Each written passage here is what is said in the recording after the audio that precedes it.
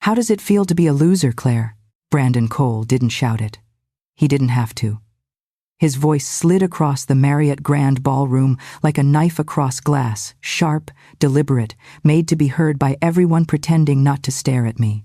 The jazz band kept playing, but even the trumpet sounded embarrassed. I felt 300 heads turn. Sequins caught the chandelier light. Champagne bubbles stalled in midair. People love a humiliation they don't have to feel. Brandon raised his scotch, smiling like he was hosting a late-night show. "No, really," he said, louder this time, projecting like he practiced in the mirror. "Your husband pulls in 7 figures, and you just..." "What? Sit at home rearranging throw pillows?" Laughter erupted too fast, too loud, too eager, not polite, not nervous, cruel. A table of executives leaned in for a better view. A woman in a gold dress lifted her phone, pretending to check messages but recording. Even the waitstaff slowed down, sensing blood in the water. And then I heard the one laugh that mattered. Michael, my husband. He wasn't even trying to hide it. He leaned back in his chair, tapped his champagne flute against CEO Leo Sterling's glass, and tilted his head the way he always did when he fully agreed with a joke. A joke about me, about my worth, about 20 years of my life. Something inside my chest didn't break it, unclenched. Quietly, cleanly, like it had been waiting. I stood up, not fast, not dramatic, just steady. My navy evening gown brushed against the linen tablecloth. My pulse slowed until I could hear it in my fingertips. I placed my glass down. It made a tiny click against the china, soft, but sharp enough to slice through the laughter. The room stilled. People sensed a shift before they understood it. I lifted my chin. "It feels," I said, letting the words settle, "surprisingly good, for someone who owns 68% of this company." Silence crashed over the ballroom so hard, I heard someone gasp. Michael's champagne flute slipped from his hand and shattered on the marble. Leo Sterling's smile died in pieces. Brandon blinked like he'd just been slapped. And in that silence, cleaner than any truth I'd spoken in years, I felt it. The end of who I'd been, and the beginning of what I was about to do. People think a marriage breaks in one moment, one insult, one betrayal, one unforgivable laugh across a ballroom. But that's never true. Breaks don't happen like explosions. They happen like slow leaks. Mine began 20 years ago, long before the Marriott, long before Brandon Cole learned my name, long before Michael discovered the power of forgetting who I used to be. Back then, I was Claire Whitmore, 25, fresh out of Wharton, holding 2 job offers that would have set me on my own trajectory. Meanwhile, Michael Donovan was the charming analyst with the perfect smile and the kind of ambition that lit up a room. He said the right things, in the right tone, in exactly the right order. He made being with him feel like stepping into a future already paved and waiting. "Let's build something big," he had whispered, over takeout containers and cheap wine. I thought he meant together. I didn't understand he meant for him. For the first 10 years, I didn't notice it. Not really. There's a kind of honeymoon glow that stretches, thin but blinding, into early marriage house in Westchester, baby girl named Emily, weekend farmers markets, matching holiday sweaters, the illusion of becoming a family built on partnership. Emily was 5 when I started to feel myself thinning out like butter stretched over too much bread. Her laughter had filled the house. Michael's career had exploded upward, and I had slowly, quietly stepped into the shadow beside him, the place every corporate wife eventually learns to stand. The rituals became my spine. 5:30 a.m. The house still dark, the world still quiet. I'd slip out of bed and wrap my fingers around my navy ceramic mug, the one object in the house that felt like mine, just mine. The smell of coffee grounded me in a way compliments never did. Michael's coffee was different, imported, precise, a ritual he considered part of his professional brand. Mine was simple, strong, without pretense. A small rebellion in a kitchen that otherwise didn't belong to me. Breakfast had to be exact. Egg whites, no yolk. Multigrain toast. Golden but not browned. Orange juice strained, because pulp made mornings feel messy. I once laughed at that. Then I stopped laughing. 20 years of marriage have a way of collecting small wounds, little cuts nobody else sees. The missed anniversaries, the way he introduced me at events. "This is Claire. She used to do finance before she found her true calling at home. Used to. Past tense. Like my intelligence had expired. Country club lunches were their own brand of torture. Polished women in designer dresses, sipping iced tea like it was a competition, whispering behind perfect manicures. "You're lucky," they'd say. "Michael provides so well. You don't have to work." Lucky. As if the part of me that once dreamed in spreadsheets and Bloomberg tickers had vanished without consequence. My mother hated all of it. She was old money but sharp as a carving knife, the kind of woman who believed intellect was more valuable than diamonds. Every lunch with her felt like an autopsy of my choices. "You look tired," she'd say, studying me like a disappointing painting. "Are you taking those supplements I recommended?" "You're losing yourself, Claire. Don't pretend you don't see it." But I did see it. The first miscarriage happened while Michael was in Hong Kong. I bled quietly in our bathroom, pressing a towel against my stomach and praying he wouldn't hear the tremor in my voice when I told him I was just feeling under the weather. He called later that night, bragging about a deal he'd closed. I told him I was proud. The second one happened in Zurich.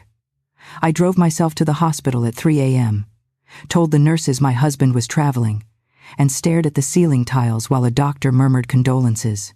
I curled my fingers around my navy mug when I got home because it was the only thing in the house that didn't look back at me with pity. I never told Michael. He never asked. Maybe that hurt more. And then, year by year, my world shrank. His world expanded. He rose at Sterling Dynamics like a rocket. I faded like old wallpaper. Somewhere along the way, I built a secret, a folder. Wine-red leather, hidden under the false bottom of my dresser drawer. Northbridge Capital, my quiet rebellion. My late-night calculus and market diving. My inheritance transformed into something sharp.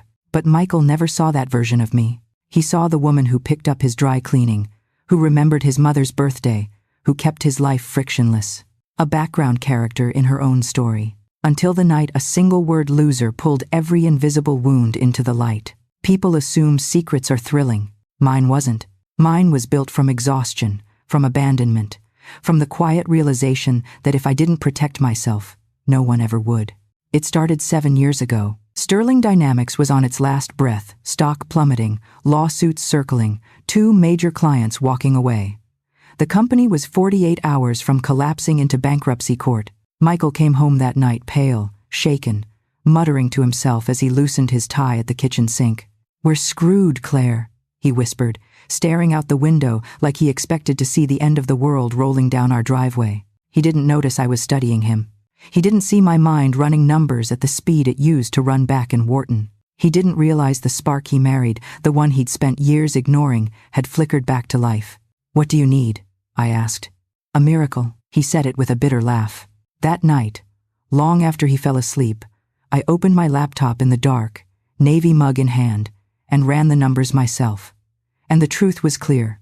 Sterling wasn't dying because of market conditions. It was dying because of greed, mismanagement, and 3 executives siphoning money through shell consulting firms. The same 3 executives who'd toasted Michael at every holiday party.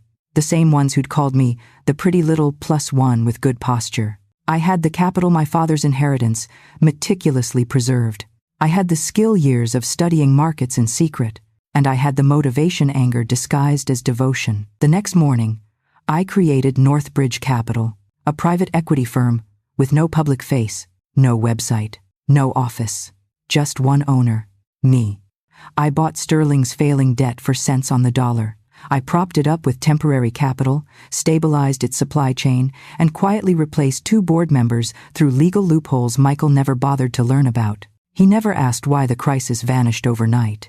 He never wondered who Northbridge was. He told me it must have been smart money seeing potential. Then he kissed my cheek and went to bed early, exhausted from being the hero who kept the company afloat. I didn't correct him, but as years passed, the silence started to change shape. It stopped being a sacrifice. It became a wound, because Northbridge wasn't just a secret. It was proof of who I used to be and might still be if I ever stopped shrinking myself to fit the role he preferred. It was also the reason Brandon's insult cut deeper than anyone in that ballroom would ever understand. I wasn't a housewife arranging pillows.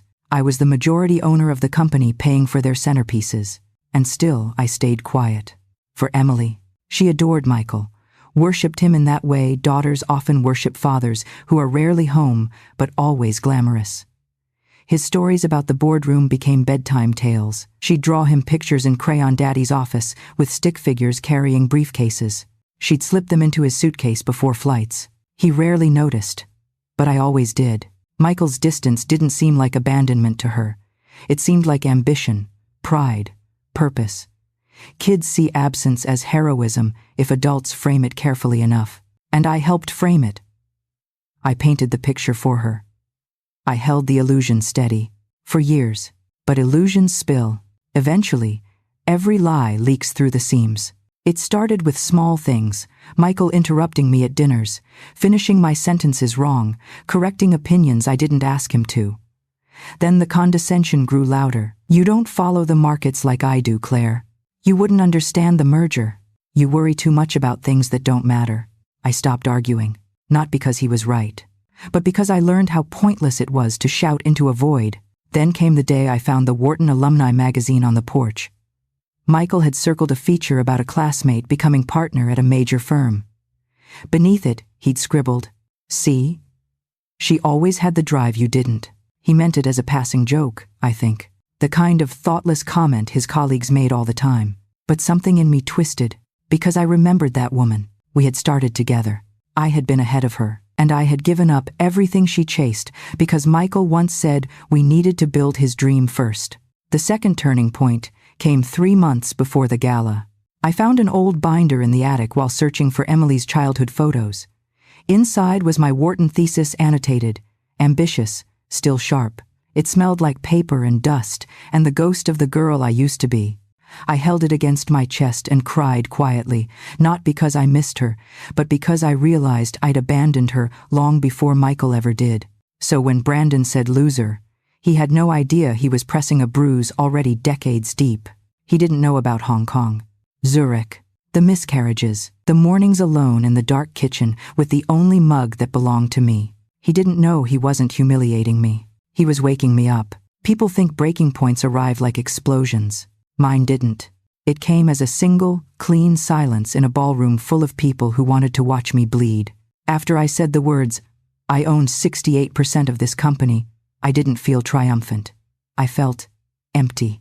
Not the kind of empty that collapses you, but the kind that clears a room inside your chest and leaves space for something sharper. When the shockwave settled and faces swung toward me, Michael's paling, Brandon's freezing, Leo's recalculating, I realized something with a clarity I'd never had before.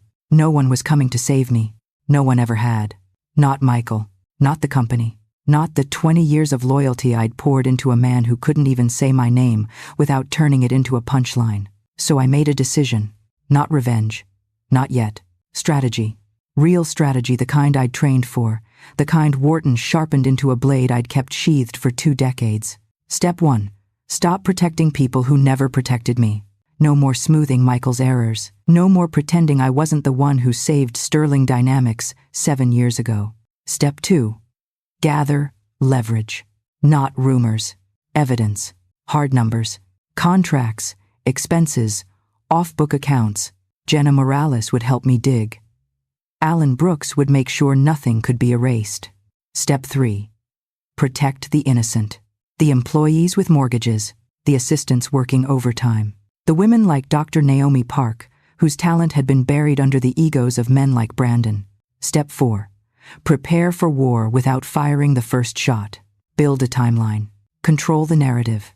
Let the truth leak in drops, not floods enough pressure to make the guilty crack, but not enough to collapse the company. And step 5 was the one that steadied me most. Never go back. Not to who I was. Not to the version of marriage where I disappeared to keep a man comfortable. I walked out of that ballroom with one rule carved into bone. From this moment on, I would never again apologize for taking up space. The night of the gala didn't end with the applause of a woman reclaiming her power. It ended with silence, a deep, humming quiet inside the Tesla 1, parked in our garage at 11:52 p.m. Michael wasn't home yet. He was probably still at the Marriott, trying to convince the board he hadn't known a thing, that he was as shocked as the rest, that his wife had blindsided him like some unstable spouse with too much time on her hands. He would say whatever protected him. I already knew that. I slipped off my heels, walked barefoot across the cold kitchen tile, and opened the lower cabinet, the one behind the drawer of mismatched Tupperware lids. My safe sat there, disguised inside a fake bag of flour. I pressed my fingerprint. The lock clicked. The red leather folder waited at the top, edges worn from years of being opened in the dark at 3 a.m. When I needed to remind myself I still existed, I took everything out: the ownership papers, the Northbridge Capital documents, the compliance reports, the private memos from attorneys whose names Michael didn't know, stacks of evidence that could either destroy a company or save it. For the first time, I spread them out in plain sight. The kitchen table, once a place for breakfast conversations and Emily's school projects, became a war room. At 1:23 a.m., I called Jenna. She picked up on the second ring. "Tell me you're finally ready," she said. Her voice wasn't surprised. Jenna never asked why I waited. She always understood people move only when they've been pushed to the edge. "I'm done protecting him," I said. "Good," she replied, "because we have work to do." She arrived 20 minutes later, wearing jeans, an oversized cardigan, and that expression she saved for clients standing at the edge of disaster. We worked until sunrise. Timeline, names, departments, documents that needed subpoenas, files we needed to mirror before someone wiped them. At 5:42 a.m., I brewed coffee, my coffee, dark, rich, the brand I kept hidden behind Michael's preferred bulk boxes. Jenna took a sip and smiled. "That a declaration? It's a beginning." By 7:10 a.m., I heard the garage door open. Michael stumbled in, tie gone, hair disheveled, eyes bloodshot. He froze at the sight of the papers on the table. "What the hell is all this?" "Breakfast," I said calmly. His gaze darted from document to document. "Claire, what did you do? What needed to be done?" He stood there, mouth opening and closing like a man drowning an inch beneath the surface. Then he walked away. Just walked away. Up the stairs. No apology, no explanation, no questions. It confirmed what I already knew. He wasn't afraid of losing the company. He was afraid of losing the version of me that made his life easy. By noon, Jenna and I moved operations to her office downtown. At 1:04 p.m., Alan Brooks joined us, a forensic expert who dressed like he slept under his desk, hair uncombed, glasses smudged, energy caffeinated to a dangerous level. "Brandon's dirty," Alan said before even sitting down. I blinked. "You already found something?" He grinned, tossing a flash drive onto the table. "Oh, sweetheart, I've been waiting for you to unleash me." Inside that flash drive was rot. Months of expense reports falsified, travel receipts that didn't match his calendar. And then the bigger bombs: encrypted messages from a competitor, Apex Systems, discussing consulting payments. Brandon wasn't just a bully. He was selling sterling out from the inside. I felt a cold wave sweep through me, not fear, but fury. Because this wasn't just corporate corruption. This was a direct threat to the jobs of thousands of employees, people who had nothing to do with Michael's arrogance or Brandon's cruelty.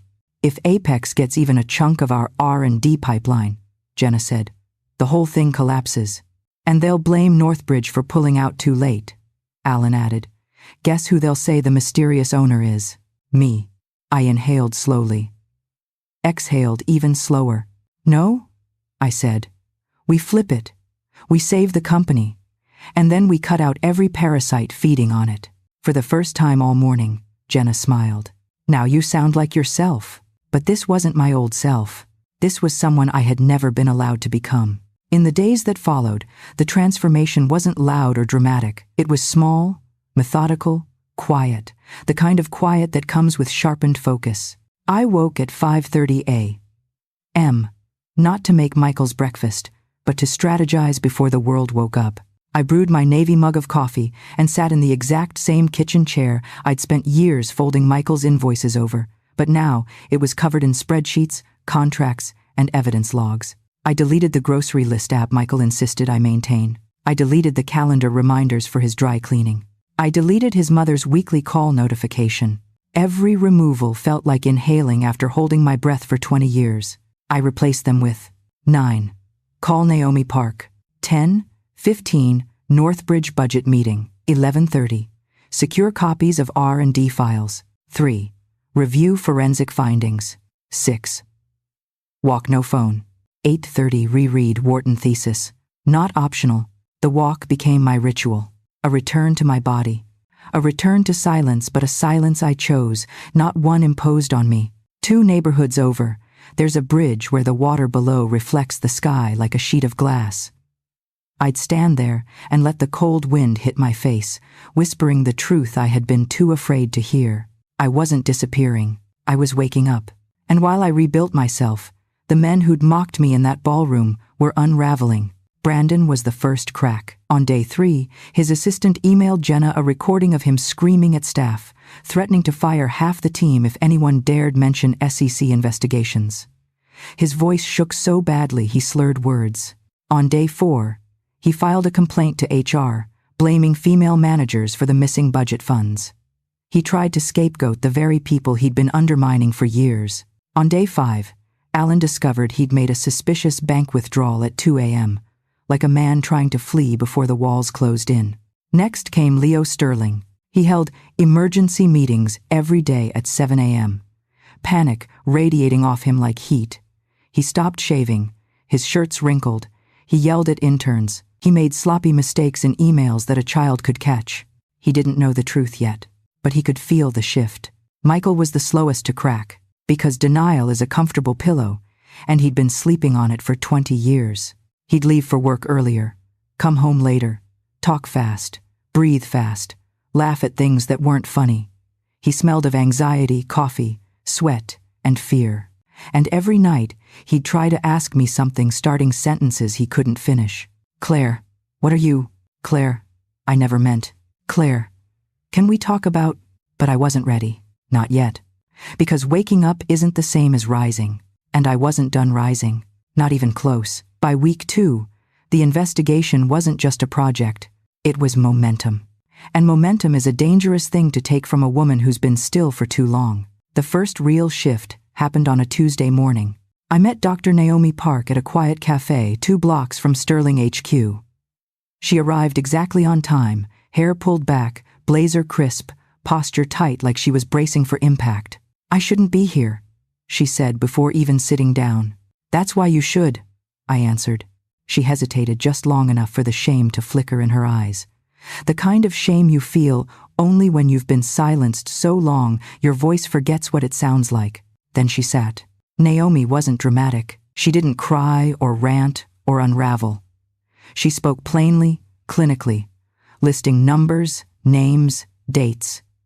Every word she delivered was precise, devastating. Brandon had stolen her project twice. Leo had redirected budgets she secured. Her promotions had been stalled for 4 years. Her team was ordered to remove her name from filings and replace it with executive oversight. And HR? I asked. She laughed, not loudly, but with a bitterness I felt in my bones. They told me I needed to be a team player and manage expectations. I leaned forward. Naomi, if you testify, she cut me off. I'm not afraid of testifying. I'm afraid of what happens to my team if this goes wrong. There it was. The spine I needed. The reason I'd fight twice as hard. Then we don't let it go wrong, I said. We're not blowing up the company. We're cutting out the rot. Her eyes finally met mine, steady, sharp, alive. That's why I'm here. That afternoon, she emailed me a folder. Inside, 10 years of suppressed reports, anonymous complaints, budget reconciliations, and internal memos. It wasn't chaos. It was a roadmap. The next blow landed Wednesday at 9:17 a.m. Alan burst into Jenna's office with a look that meant trouble. Claire, you need to see this. He pulled up security footage from Sterling's private server footage. Leo obviously thought no one outside the C-suite could access. Brandon, CEO conference room. Midnight. He wasn't alone. A man from Apex Systems entered through a service corridor. They met for 37 minutes, exchanged envelopes, handshakes, a USB drive. Alan paused the video. That's industrial espionage. If this drops publicly, Sterling collapses, and thousands lose their jobs, I said quietly. The truth settled like a stone in my stomach. This wasn't about revenge anymore. This was stewardship. Responsibility. Northbridge saved Sterling once. Now I had to save it from the men running it. Jenna stood beside me. We go legal. Controlled leaks. Internal pressure. No nuclear options. I nodded. We remove Brandon first. 3 hours later, Brandon cracked. He barged into Sterling HQ, screaming at HR, accusing random employees of betrayal.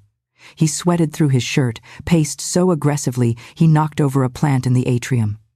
Interns filmed him. The clip hit Slack channels by noon. By evening, employees were whispering, "What is he hiding? Is he drunk? Why's SEC trending with Sterling?" Fear moves quicker than fact. Leo wasn't doing much better. On Thursday, he called an emergency all-hands meeting, a sloppy attempt to steady the ship. His voice shook. He snapped at a manager who asked a basic question. He misread financial numbers on the slide deck badly. People exchanged looks. They could smell insecurity. Corporate sharks always can. Meanwhile, Michael kept trying to reach me. He'd hover at the bedroom door, hands in pockets, looking like a man returning to the crime scene of his own marriage. "Claire? We should talk. When I'm ready," I said. He'd nod, defeated, walk away. It should have satisfied me. It didn't. Seeing him unravel felt like watching a house you once lived in burn. Familiar, but no longer home. By Friday, Northbridge's office, my office, had become the center of gravity. Jenna's legal team combed through contracts. Alan compiled a 1,000-line spreadsheet of fraudulent transactions. Naomi provided context for every missing dollar, every buried project. My life had become meetings, evidence, tactics, and strangely, it felt like breathing. Every morning, I walked the same bridge. The water below dark, steady, honest. No pretense, no performance, just movement. I'd stand there gripping the cold railing, thinking, how many years did I give away without even noticing? On Monday of week 3, something unexpected happened. Emily showed up.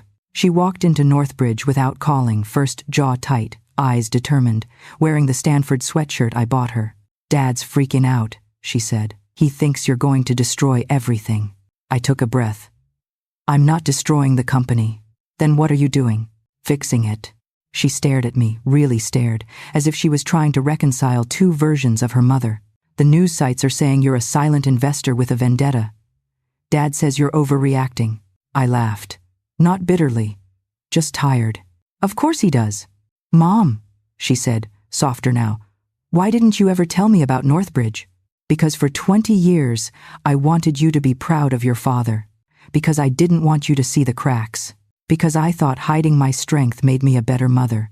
But I didn't say any of that. Instead, I asked, do you want the truth? Or the version that's easier to accept?" She hesitated. "The truth." So I told her. Not everything, but enough. Brandon's corruption.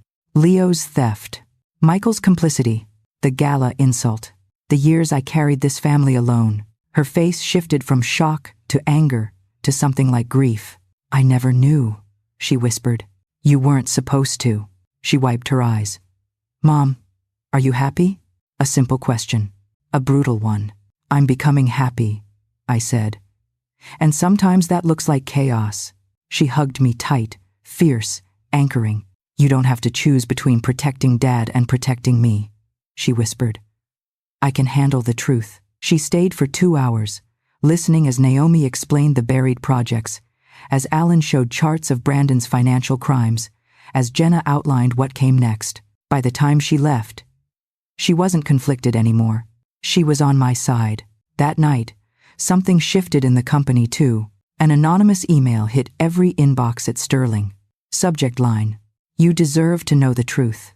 Inside were 4 facts. Brandon Cole leaked data to Apex.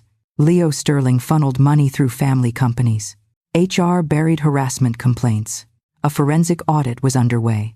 No names, no accusations, no theatrics, just truth. The building buzzed with whispers. Slack exploded. The rumor mill caught fire. But the message wasn't from me.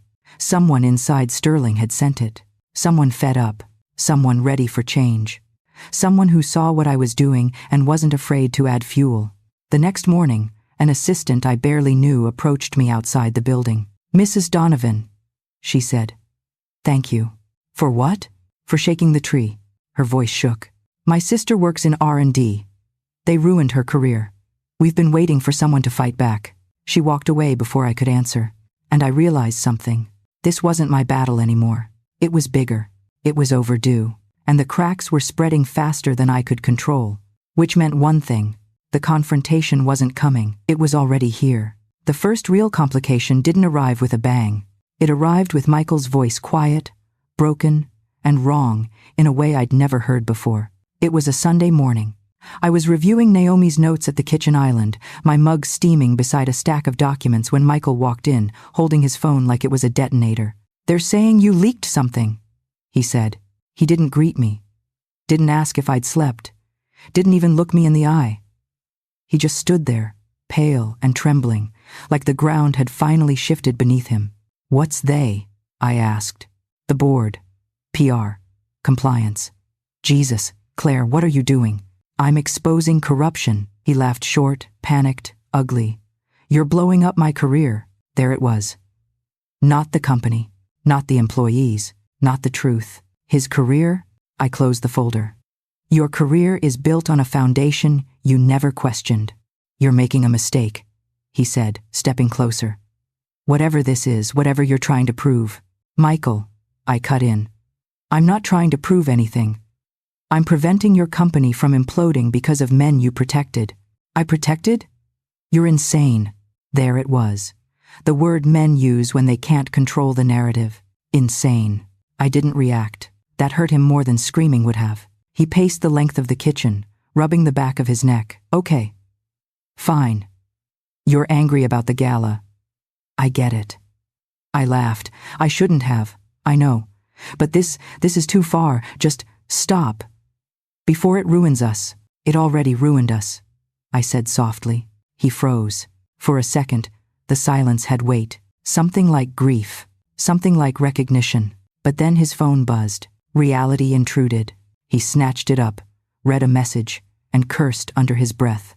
"The board wants an emergency call in 30 minutes. They think Northbridge is planning a hostile takeover." I stared at him. "It already owns them." His face crumpled not from understanding, but from fear. "You need to tell them you're stepping down," I said. "You need to distance yourself before Brandon drags you down with him." "No." He shook his head hard. "If you walk away from this, I can still fix it."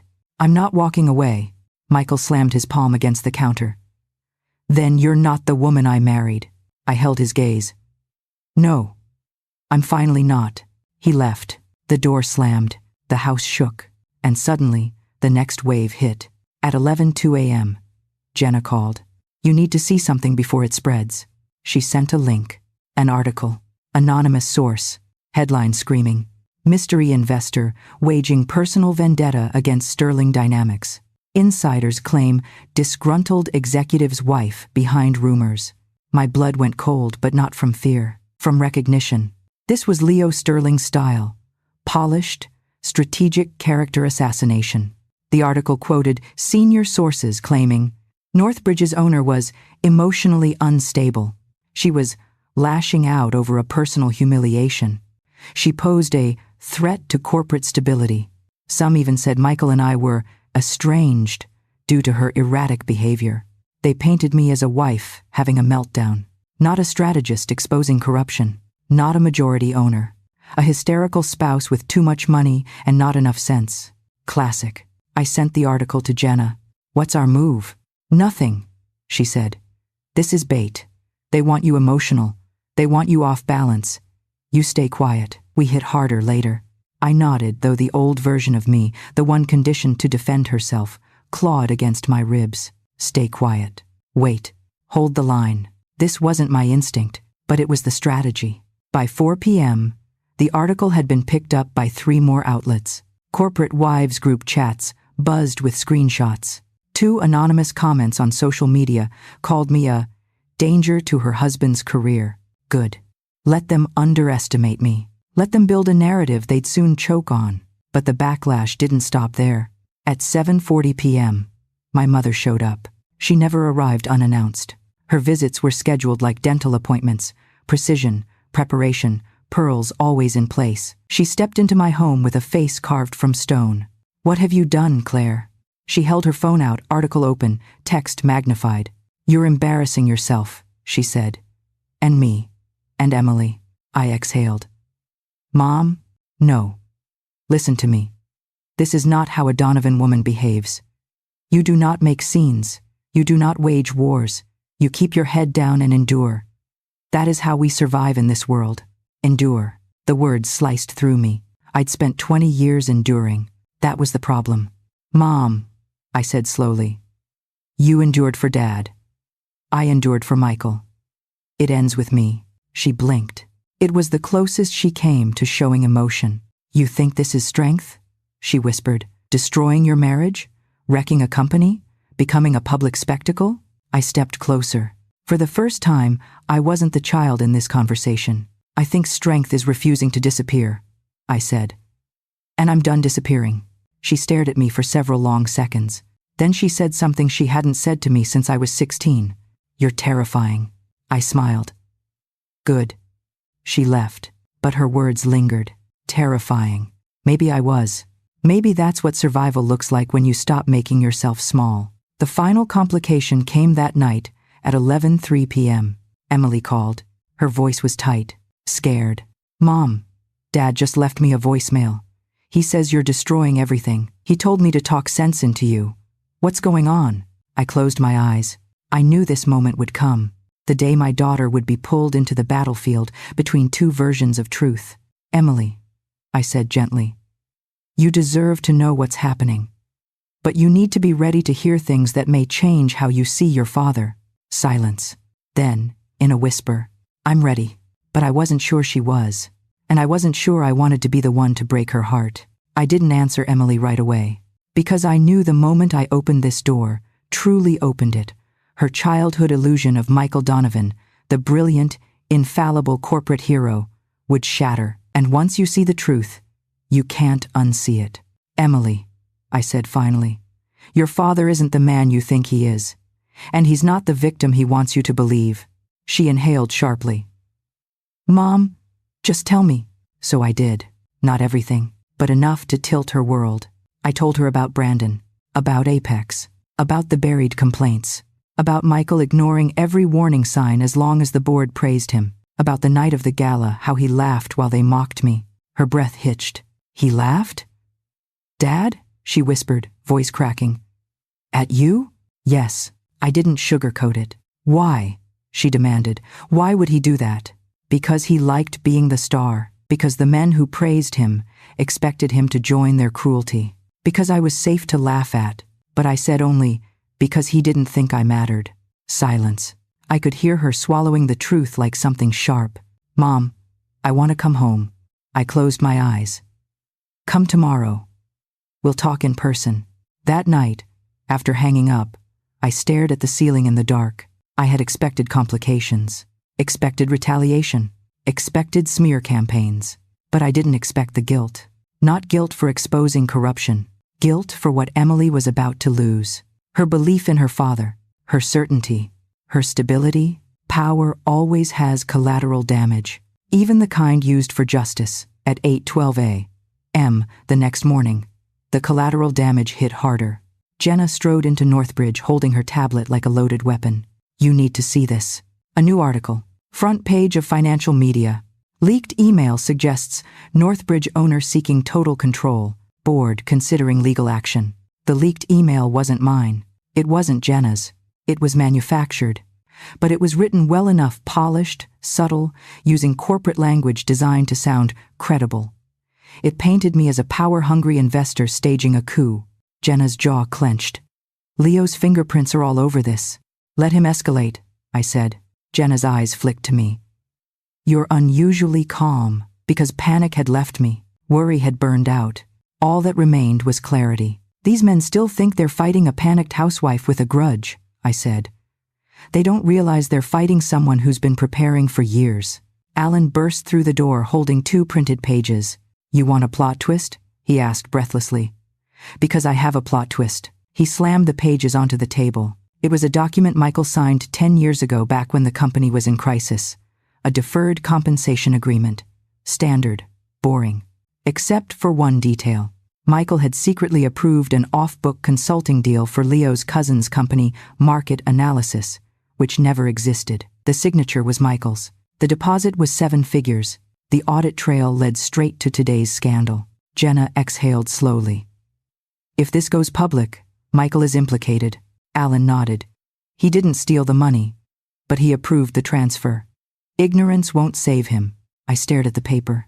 This wasn't just corporate wrongdoing. This was betrayal, quiet, casual, buried in paperwork, assuming I'd never find it. He'd lied about the company. He'd lied about his role. He'd lied about the responsibility he carried. Jenna watched me. Claire, what do you want to do with this? I didn't answer right away. Because I wasn't sure. Did I want to use it against him? Did I want to save him from himself? Did I want to hurt him the way he'd hurt me? No. What I wanted was truth. Because truth is the only weapon that doesn't miss. Not yet, I said. We'll hold it. Alan blinked. You're giving him mercy? No. I'm giving myself time. But the universe didn't give me much. At 2:14 p.m., Sterling Dynamics erupted. 3 managers stormed out of the building in full view of employees, shouting that HR had been hiding harassment cases for years. Someone live-streamed it. The video hit 30,000 views within hours. Employees gathered in clusters, whispering, texting, screenshotting.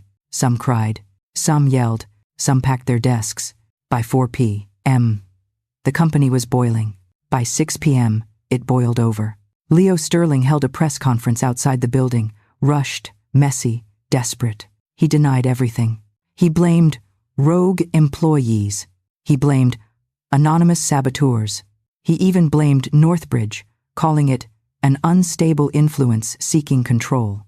He framed me as the villain, the wife, the outsider, the hysterical investor. The narrative was twisting fast. At 7:30 p.m., Michael came home drunk. He stumbled into the living room, eyes red, face blotched, tie askew. I'd seen him stressed before, angry before, but never unraveling. I lost everything, he slurred. My job, my reputation. You did this. He pointed at me like I was a ghost only he could see. You ruined me. I revealed the truth, I said quietly. He shook his head violently. No. You destroyed me because I laughed. One mistake. One. And you burned my life down. I felt something cold ripple through me. Not fear, not rage, disappointment. Deep, tired disappointment. You didn't fall because I pushed you, I said. You fell because you were standing on lies. He collapsed onto the couch, burying his face in his hands. What do I do now? He whispered. Claire, please, tell me what to do. It was the first time in 20 years he'd asked me for guidance. And the last. I can't fix you, I said. Not anymore, he sobbed. Not loud, not ugly, just quietly. And the quiet was worse, because it was honest. The next morning, Emily arrived. She didn't run into her father's arms. She didn't cry. She didn't even greet him. She walked straight past him and hugged me, her face buried in my shoulder. Then she looked at him calm, level, older than her 20 years. You told me Mom was unstable, she said. You lied, Michael swallowed. Emily, no, stop. Her voice was steady. You laughed at her in front of everyone. You let people humiliate her, and now you're blaming her for cleaning up your mess. He flinched like she'd slapped him. She sat next to me, not between us. The choice was clear and irreversible. That afternoon, the final blow of the day landed. A board member anonymously sent Jenna an internal memo. Sterling Dynamics was planning to issue a restraining order against Northbridge's owner, against me, for attempting to destabilize corporate governance. Jenna scoffed. They're trying to freeze your voting rights. Total panic move. A week ago, this would have scared me. Now, it told me one thing. They knew they were losing. The storm was at its peak. The lies were loud, but the truth was louder. And the next step wasn't chaos. It was confrontation, a public one, the kind you can't walk back from. I didn't choose the Marriott Grand Ballroom for the confrontation. The board did. They thought a familiar space would steady them, give them home court advantage. They forgot spaces, hold memory, and this ballroom remembered the night they laughed at me. The email arrived the day before. Subject line: Emergency shareholder meeting attendance mandatory. Mandatory. For them, not for me. I wasn't an attendee. I was the storm. The day of the meeting, Boston was gray and cold, the kind of cold that slices rather than settles. I wore a black suit, not dramatic, not glamorous, just precise. Tailored lines, clean silhouette. A woman dressed not to be admired, but obeyed. Jenna met me in the lobby. She wore navy, hair pinned tightly, eyes blazing with a quiet fury. "You ready?" she asked. "I've been ready for 20 years. Alan arrived seconds later, clutching 2 laptops and 3 flash drives like they were holy relics. Naomi joined us, straight-backed in a white blouse, her calm radiance sharpening into resolve. A team, a truth, a reckoning. We moved toward the ballroom doors, and I swear the air changed. The same ballroom where humiliation once spilled like cheap champagne. Today it was filled with tension so thick it felt alive. Security guards flanked the entrance. 3 of them, professional, imposing. They stepped forward, blocking us. "Name?" the largest asked. "Claire Donovan," I said. He swallowed. "Ma'am. The board requests that non-board members wait until..." I stepped closer. "Try again." The guard's jaw tightened. He checked his earpiece, then stepped aside immediately. I didn't smile. Power doesn't need smiles. The double doors swung open. Every head turned. A sea of executives, shareholders, analysts, lawyers, assistants, reporters, hundreds of people pressed together, tension wounds so tight the room could crack. Flashbulbs burst. Phones lifted. Whispers erupted like gunfire. She came. "Oh my God, that's her. Is this about the leaks?" She looks terrifyingly calm. At the front of the room, Leo Sterling stood at the podium, already sweating through his expensive suit. Brandon sat 2 seats away, jittery, bouncing one knee so fast it blurred. Michael was there too, second row, looking like a man who hasn't slept in days. His eyes found mine, wide, desperate, pleading. "Don't do this. Don't end me." But I walked past him like he was a stranger, because he was. The board chair. Mitchell Holt, a man who looked like he'd been born with a trust fund and a golf handicap of 4, stepped forward. "Mrs. Donovan," he said, voice trying to sound authoritative but cracking on the edges. "This is a closed meeting." "No, it isn't," I said. "Not anymore." Ripples of noise spread through the room. Mitchell cleared his throat. "You can't just walk in and..." I climbed the stage steps without waiting for permission. The microphones fed back with a high, sharp screech, the sound of a system protesting a shift in power. I stood behind the podium, lifted the microphone. The room fell into absolute silence. "My name," I began. Voice steady, amplified, unavoidable, "is Claire Donovan. Through Northbridge Capital, I own 68% of Sterling Dynamics." Shock slammed across the ballroom. A gasp. A choked cough. Someone whispered "holy shit" loud enough for the mic to pick it up. I continued, "And as the majority owner, I am here to correct the record, prevent further damage to this company, and reveal the truth you've all been shielded from." Leo stepped forward, face flushed. "Mrs. Donovan, this is highly irregular." "Sit down, Leo." The way I said it, flat, unblinking, froze him mid-step. He sat. A reporter shouted from the back, "Is the rumor true that you're orchestrating a hostile takeover?" I turned toward him.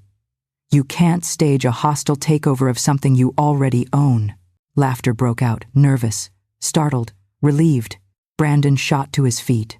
"This is absurd. She's unhinged. She's manipulating documents and..." I nodded to Alan. He clicked something on his laptop. The LED screen behind me lit up. The ballroom gasped. Footage appeared: grainy security video of Brandon in the CEO's conference room at midnight, meeting with a man from Apex Systems, exchanging envelopes and USB drives. "This," I said, "is your head of sales committing industrial espionage." Brandon's face drained to chalk. That was taken out of context. Alan tapped his keyboard again. A new slide filled the screen. Bank transfers, offshore accounts, timestamps, emails, 6 years' worth.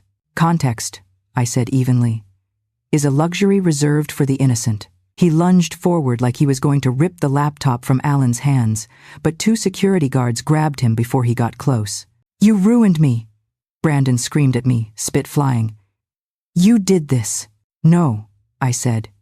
"You did." He was escorted out, flailing, shouting, insisting it was all fake. The ballroom watched in horrified fascination as the man who once mocked me now looked like a wild animal dragged to slaughter. A power shift isn't symbolic. It's physical. You feel it in your spine. You feel it in the air. And the air had changed. Leo Sterling stood next, shaking. "So this is your game," he said. "Destroy reputations, create chaos, undermine the board." "Projecting Leo?" Jenna asked, softly from the floor. I raised a hand. On the screen appeared the falsified contracts. Family shell companies. Invoices paid for services that never happened. The money that went missing. Where it went. Whose account it touched. Leo staggered back. I was trying to protect the company. I cut him off. "By stealing from it?" Gasps swept the room. Leo clasped his hands together. Sweat dripped from his temple. He looked around the room, desperate for allies, but none remained. The camera flashes hit his face like slaps. His reputation collapsed in real time. The board whispered among themselves. Frantic, Mitchell Holt cleared his throat again. "This is troubling. But we must verify." "It's already verified," Jenna said sharply. "Every document authenticated, timestamps matched, external auditors prepared for testimony." Leo tried to interrupt. "Sit down, Leo," I repeated. This time he didn't hesitate. He sank into the chair, like the weight of his lies finally found him. Then came Michael. He didn't stand. He didn't speak. He didn't move. He just stared at me. Eyes glassy, pleading in a way that twisted something deep inside me, a memory of who he used to be, or who I once believed he was. I looked at him, not cruelly, not kindly, but truthfully. "Michael Donovan," I said, "has submitted his resignation." Noise exploded. "What? When? Is that confirmed? Why isn't he speaking? Oh my God, did she fire her own husband?" Michael's breath hitched. "Claire," he whispered, almost silent. But I kept going. "Effective immediately," I said. "He has no authority to speak for this company. The man who built his image on his wife's sacrifice will not build a second career on her silence." Murr, murr, murr. Shock. Whistles of disbelief. Eyes widening. Phones lifting again. Michael finally stood, voice breaking. "Claire, please just let me." I turned away. The room didn't need to hear more. He had already said enough in 20 years of silence. I wasn't done. This was a reckoning, not a speech. Another document appeared on the screen. It was the email, the one Michael wrote 12 years ago, the one that blocked my job application at Sterling. A younger Michael's signature, a younger Michael's dismissive note. My wife would be better suited focusing on our family. The room gasped again, an audible, collective intake of breath. Michael stumbled backward as if someone punched him. "That's not Claire. It wasn't, I didn't mean. But intentions don't erase consequences." I let the silence stretch. Let the humiliation settle on the men who once weaponized it against me. Then I stepped closer to the edge of the stage, looking out at the crowd, hundreds of faces, all watching, recording, processing. "My silence," I said slowly, "was the most valuable asset this company ever owned. Today, I take it back." Reporters erupted with questions. People stood. Some clapped. Some cried. Security moved toward the stage, unsure what to do. But I raised one hand, and the room stilled again. "For 20 years, I said, "you let me be the woman in the corner. From today forward, I am the one at the head of the table." And then, the line that ended the first half of the storm. "I don't owe you my silence anymore." The ballroom shook with stunned noise, voices, gasps, chairs scraping, cameras firing like lightning. But the real climax was still ahead. This was just the detonation. The noise after my declaration didn't die down. It surged, thick and chaotic, a living thing that rippled across the ballroom. Executives stood. Assistants whispered frantically. Journalists raised their cameras like weapons. Security hovered between obeying the board and obeying the shift in gravity that my words had created. I could feel it in my bones. This wasn't just a meeting anymore.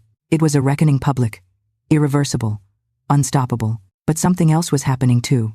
A pressure building, a truth tightening, a battle I hadn't fully unleashed yet, and the room seemed to sense it. Mitchell Holt, the board chair, desperately clinging to the last thread of authority he possessed, slammed a stack of papers onto the table. "This is out of order," he barked.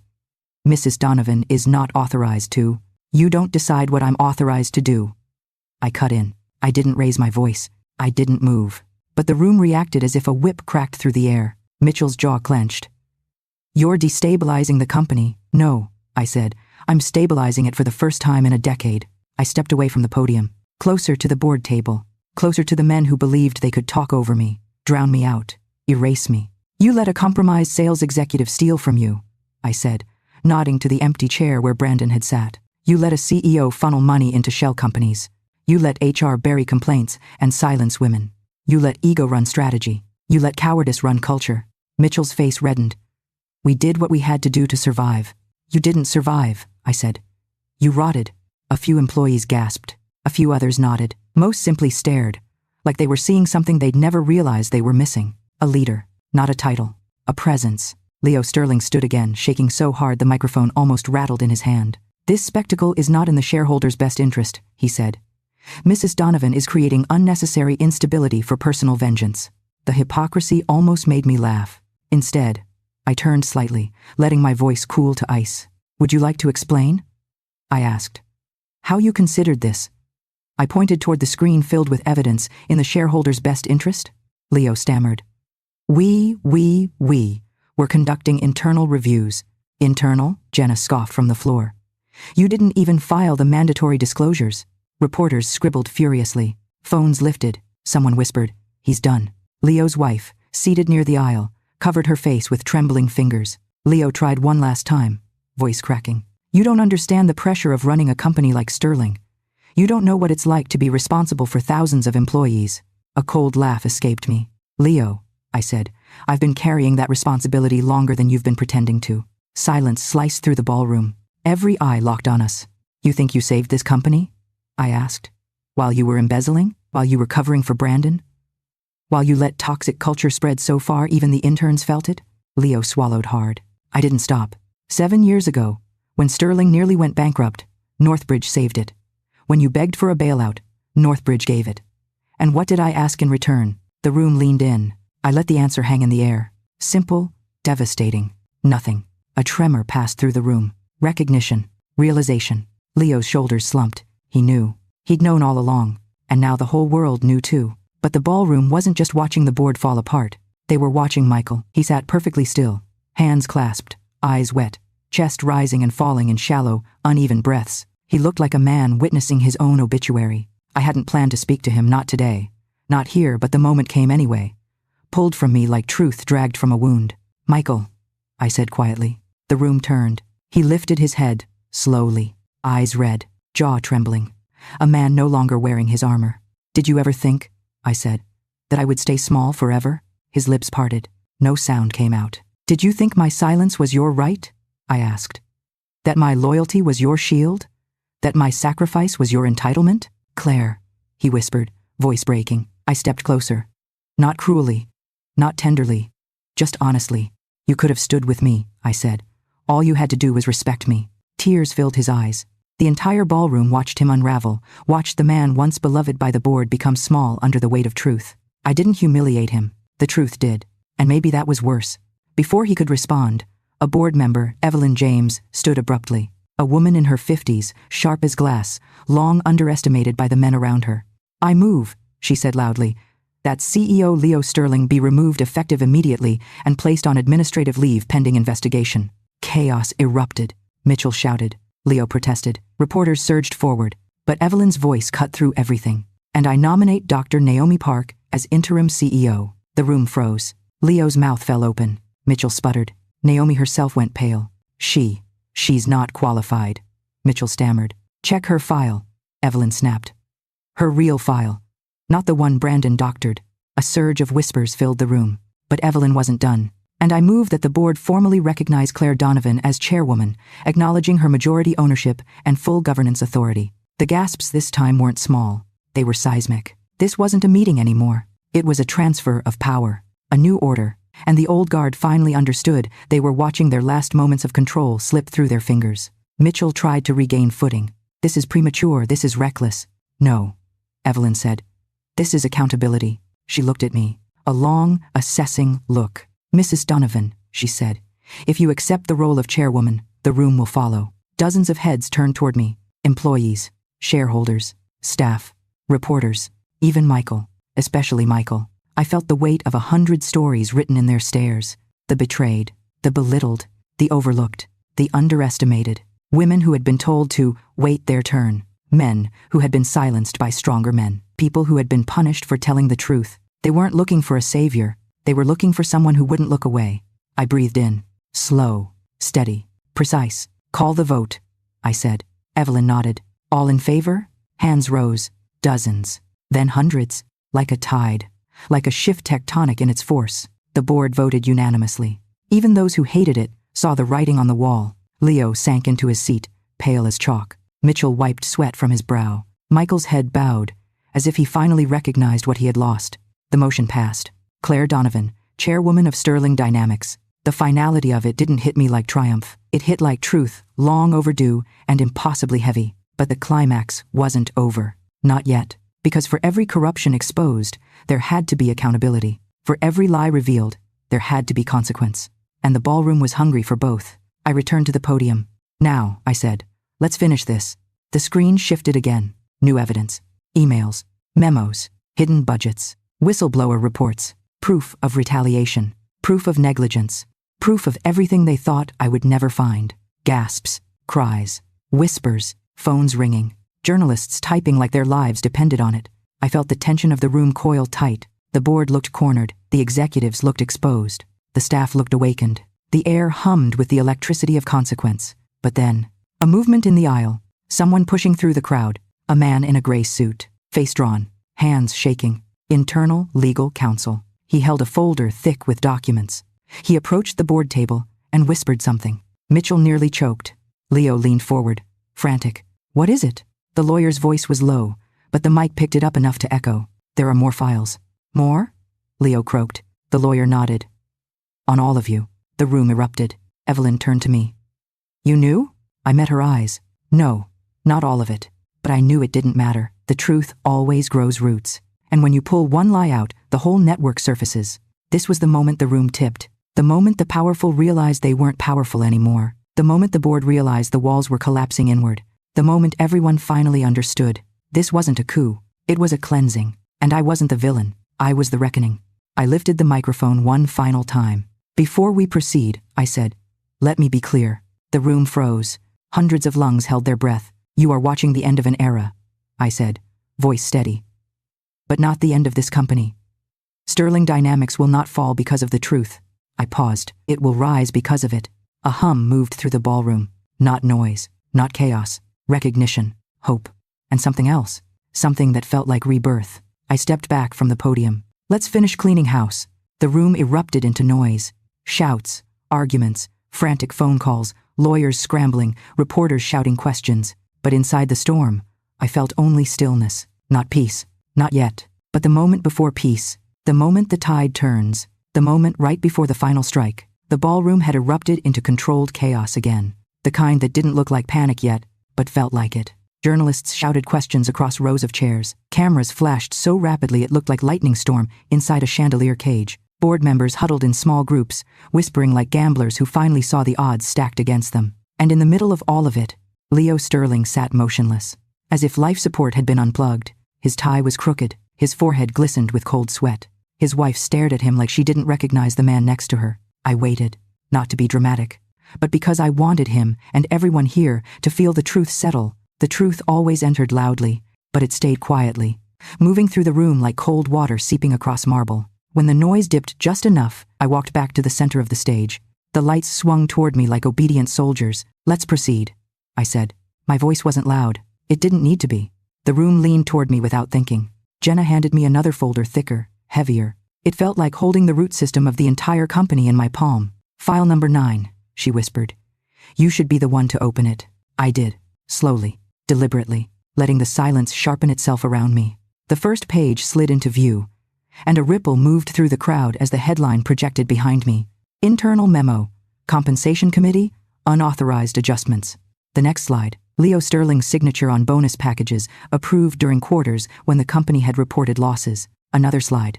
Emails between Leo and his brother-in-law's contracting firm, $3 million for consulting, that never happened. Another slide. A spreadsheet documenting hidden payouts, slush funds, and kickbacks. The crowd turned into a volcano, rage, disbelief, disgust. Leo finally stood, but his legs shook so badly he caught the edge of the table to keep from collapsing. "Claire, please." His voice cracked like thin glass. "You had your turn," I said. Now it was ice clean, sharp, precise. The kind of cold that doesn't numb, but burns. Leo tried again. "You're destroying me in public." "You destroyed yourself in private," I replied. The ballroom went silent again, except for the faint shutter clicks from cameras catching every broken second. "You stole from your employees," I continued. "You stole from shareholders. You stole from the future of this company." I paused, "and you hid all of it behind my silence." Leo's mouth opened, then closed. The defeated reflex of a man who realized the spotlight he'd spent decades chasing was finally showing things he'd buried. The legal counsel stepped forward. "Mr. Sterling," he said quietly, "you need to come with us." Security appeared behind him, 2 men in black suits, hands clasped in front, waiting. Leo didn't move. His wife stood up first. She didn't touch him. She didn't speak. She didn't even look at him. She simply stepped into the aisle and walked away. Leo watched her leave with a face full of something that looked like realization and regret and horror, all wrapped in one. He went with security without protest.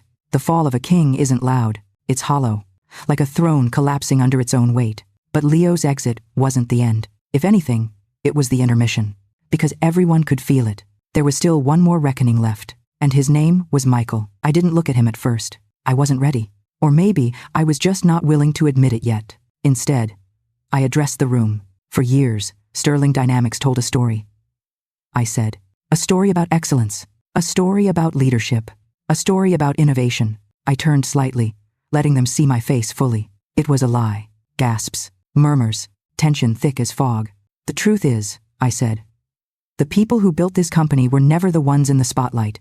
I pointed toward the employees, scattered across the room, engineers in stiff suits, exhausted assistants, analysts who looked like they lived in spreadsheets. They were.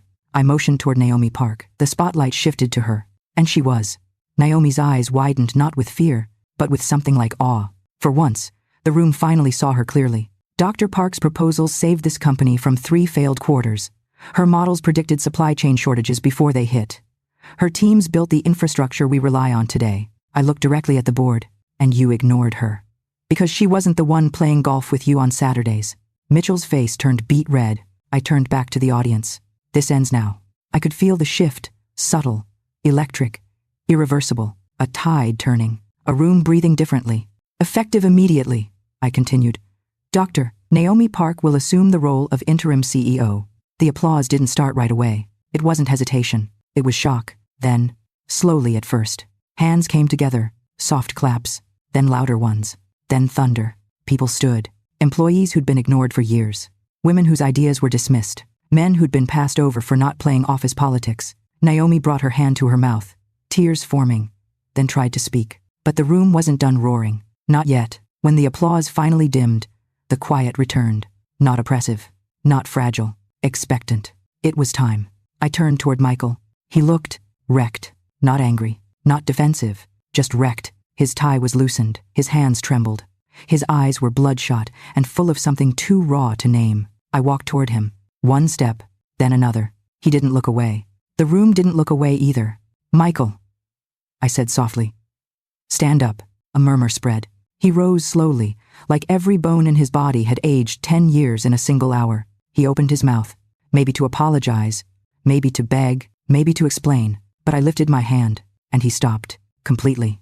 Do you understand? I asked. What tonight is? He swallowed. His voice was barely air. The end. No, I said. The truth. A tear slid down his cheek. He didn't wipe it. Maybe he couldn't. For 20 years, I shrank myself so you could feel tall, I said. I let you take credit. I let you speak over me. I let you define me. I let you laugh at me. My voice tightened, but I didn't break. Not here. Not in front of them. But that ends now. Michael's voice trembled. Claire, please, you never meant to get caught. He flinched. And you never meant to respect me. That one cut deeper. The audience felt it. I felt it. Michael felt it most of all. Then I stepped back slightly, giving space not for him, but for the truth between us. You're resigning, I said. Effective immediately. He nodded slowly, as if his neck might break under the weight of it. Your severance, I continued, is revoked. His eyes filled again. You no longer represent this company. You no longer speak for it. And you no longer speak for me. The silence that followed was heavy. Not awkward, not cruel, just final. Michael lowered his gaze. Then he whispered the softest, most broken, "I'm sorry" I'd heard in my life. He left the ballroom without looking back. No applause followed. No relief. Just a quiet shift. The sound of a chapter closing for good. The rest of the board fell like cards knocked over by the same breeze. Resignations. Concessions. Admissions. Investigations launched. Titles stripped. Accounts frozen. By the time the ballroom doors closed behind the last reporter, Sterling Dynamics had shed its skin entirely. The old guard was gone. The rot was gone. The shadows were gone. All that remained was the future, and the people brave enough to rebuild it. When the final camera lowered, when the reporters cleared out, when the board members were escorted away to their respective fates, the ballroom fell into a rare kind of stillness. Lights dimming, chairs half-turned, folders left open on tables like abandoned confessions. Naomi approached me first. Her voice trembled. Why me? Because you were always leading, I said. They just weren't looking. Then Evelyn stepped forward. Madam Chairwoman, she said, extending her hand. Welcome. I shook it. Her grip was steady, warm, real, and then suddenly, almost unexpectedly, I was alone, standing in the middle of the room where everything in my life had broken, and where everything had finally aligned again. I looked up at the chandeliers, the same ones that had watched me being laughed at. Tonight, they watched something else. A reclamation, a resurrection, a rebirth. I walked toward the exit, slow, steady. A woman stepping into the life she should have always had. At the door, I paused and looked back at the empty ballroom, and whispered, barely audible, never again. The Marriott ballroom still echoed in my bones hours after the confrontation ended. Even in silence, I could hear it. The sound of power tilting on its axis. The sound of 20 years of swallowed words cracking open. The sound of every lie Michael ever told, collapsing like rotten beams under their own weight. When I got home, the house felt unusually hollow, too orderly, too quiet, almost staged. Michael's study door was open. Not halfway the way he usually left it when he wanted privacy, but also wanted to be seen working, but wide open, as if he'd fled or been dragged out. Inside, 3 laptops glowed on the desk. His phone buzzed with unanswered calls. Notes were scattered across the floor, like he'd been trying to piece together a life that wasn't his to control anymore. I stepped over a crumpled printout, his severance request form, already denied. Next to it, a half-written letter addressed to me. The handwriting was jagged, rushed, desperate. I didn't read it. Not yet. Instead, I reached under the desk, pressed my thumb to the hidden sensor, and opened the false panel he never knew I'd installed. Inside was the real core of everything. The Northbridge Capital Archive. Encrypted files. Signed contracts. Shell company chains connecting Sterling Dynamics' darkest years straight back to me. I pulled out the folder with the deep red leather spine. My symbol. My weapon. My truth. For years, I'd let this folder sit untouched, not because I was afraid of what it contained, but because I was afraid of what opening it would turn me into. Tonight, that fear was gone. I carried it upstairs, placed it on my own desk, and exhaled a breath I hadn't realized I'd been holding since Wharton. Then my phone rang. Not Michael, not Jenna, not Naomi. Blocked number, I answered. A shaky breath rattled through the line, followed by a voice I recognized immediately. Brandon Cole. You don't get it, he said, his voice thick, frantic, unhinged. Claire, you ruined my life. I almost laughed, but the sound died before it left my throat. I revealed your life. I corrected him. There's a difference. You set me up. No, Brandon. You set you up. I just turned on the lights. There was a pause long enough for me to picture exactly where he was, sitting in the dim corner of a hotel room, suit wrinkled, tie forgotten, staring at the ruins of a reputation built on fear and intimidation. I have nothing left, he whispered. I felt nothing. No triumph. No pity. You had a choice, I said quietly. 7 years ago. 5 years ago. Last week. You chose cruelty every single time. His voice broke into a whisper. You don't know what they'll do to me, what the press is already doing. You're right, I said. I don't know. And I don't care. I hung up. The phone buzzed again immediately, this time a text from an unknown number. You'll regret this. I deleted it, watched the message vanish from the screen like smoke. Then I walked to the kitchen and poured myself a drink. Not the cheap Cabernet Michael pretended to like because other VPs drank it, but the whiskey he reserved for milestone deals. Tonight, I was the milestone. The glass clinked softly against the counter. A clean sound. A real sound. A sound that didn't belong to anyone but me. The next morning, Jenna arrived at 6:30 sharp, coffee in one hand, a briefcase in the other. "You didn't sleep," she said the moment she saw my face.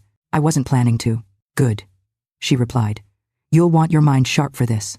She opened the briefcase and spread documents across my dining table. SEC filings, whistleblower responses, deposition schedules, audit summaries. But then she slid one last envelope toward me, heavier than the rest.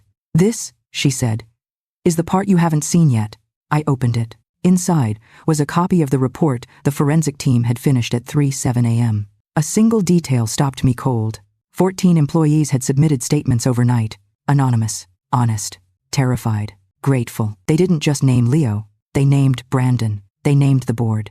And they named Michael. Not for fraud, not for harassment, not for theft, but for something worse. For enabling, for looking the other way, for laughing, for dismissing complaints, for knowing and doing nothing.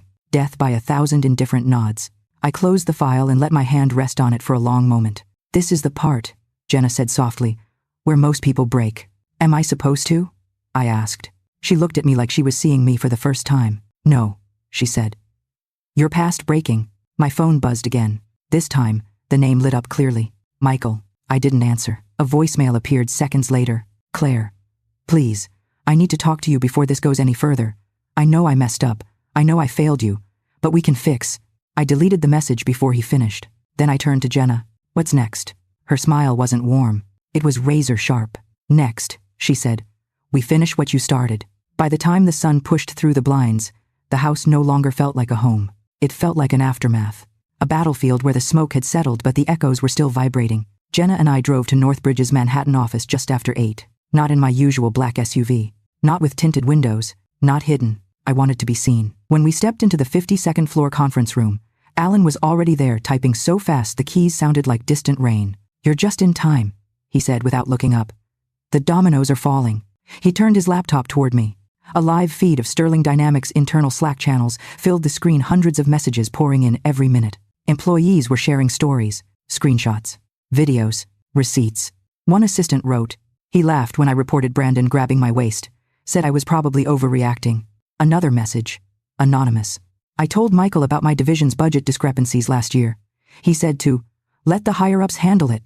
They never did." A third one hit harder than the rest. "We trusted them. We were wrong." Alan closed the feed gently, like shutting the lid on a coffin. "Claire," he said, "this isn't a scandal anymore. This is a purge. You pull the last thread today." Jenna placed a set of signed orders in front of me. Termination letters, board restructuring documents, a referral packet for SEC investigators, a draft statement for the press. All that was left was my signature. I held the pen, not shaking, not doubting, just thinking. "Before you do that," Jenna said, watching me too closely, "you need to understand something about power." She leaned in, lowering her voice. "You didn't just expose corruption, you exposed yourself." I didn't flinch. "I know." "Then say it out loud." So I did. "I let them operate unchecked for 7 years." Her eyes didn't soften, but something in her expression acknowledged the honesty. "I stayed silent because I didn't want to jeopardize Michael's career," I continued. "I benefited financially from a culture I knew was dirty. I didn't stop it. I didn't fight it. I hid behind paperwork and distance." I set the pen down. "My hands aren't clean." Alan exhaled softly, as if he'd been waiting for that truth. Jenna nodded once. "Good," she said. "Because people trust leaders who bleed, not statues."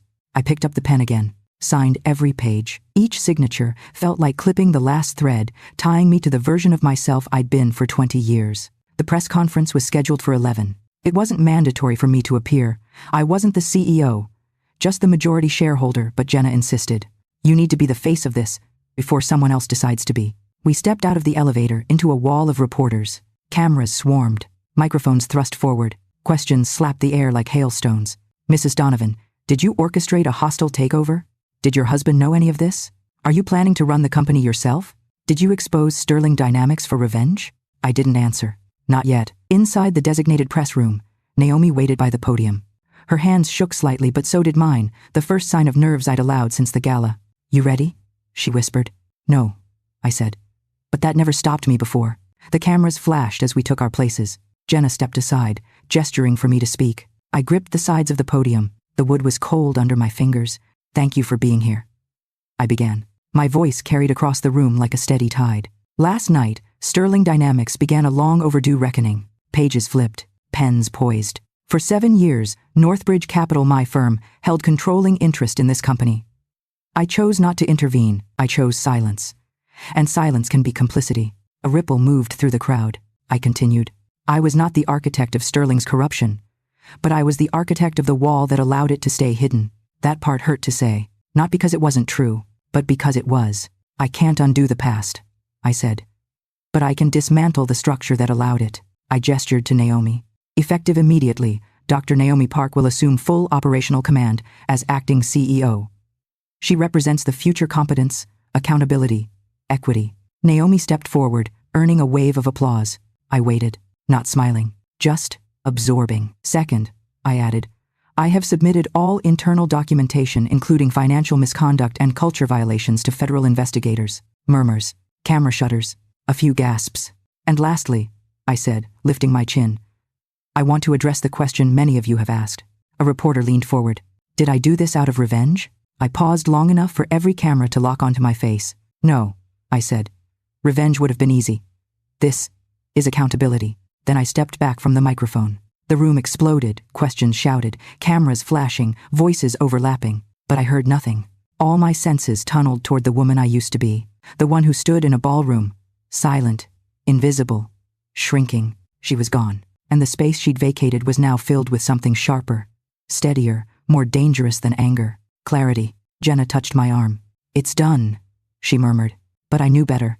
This wasn't the end. This was the counter-move the moment the board, the world, and even Michael realized I wasn't stepping back. I was stepping forward.